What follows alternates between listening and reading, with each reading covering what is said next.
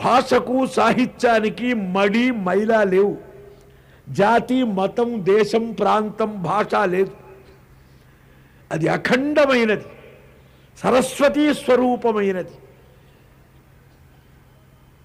శ్రీనాథుడు వెళుతూ శారదాంబను వేడుకుంటాడు.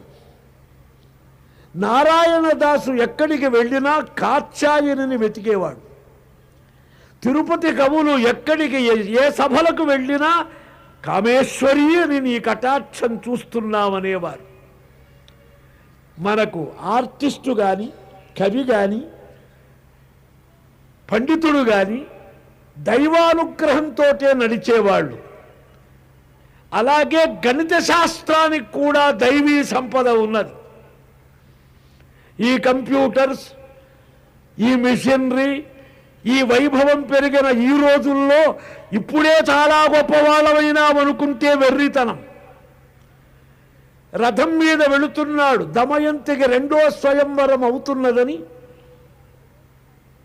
ఋతుపర్ణ మహారాజు అయోధ్య నగరం నుంచి ఒక్క పూటలో అయోధ్య నుంచి నాగపూర్ దగ్గరికి రావాలి. పెళ్ళి అక్కడ దమయంతి విదర్భ. అయోధ్య నుంచి యూపీలో నుంచి రావాలి. ఒక్క పూటలో వెళ్ళాలి. తెల్లవారితే స్వయంవరం.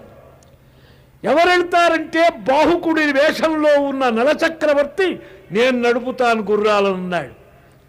ఆయనకు లోపల ఆరాటం, నా భార్య దమయంతి మహాపతివ్రత 2వ స్వయంవరం పెట్టుకుంటుందా, ఇదేమిటో చూడాలా అని ఆయన ఇంట్రెస్ట్. ఇద్దరూ బయలుదేరుస్తున్నారు. ఆఘమేఘాల మీద వెళుతున్నది రథం.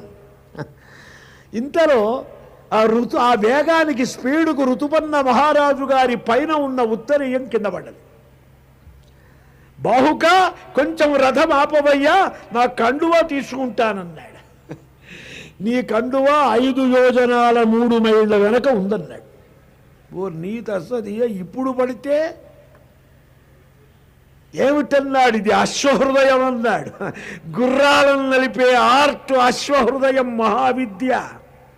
ఇది చచ్చుపుచ్చు వ్యవహారం కాదు.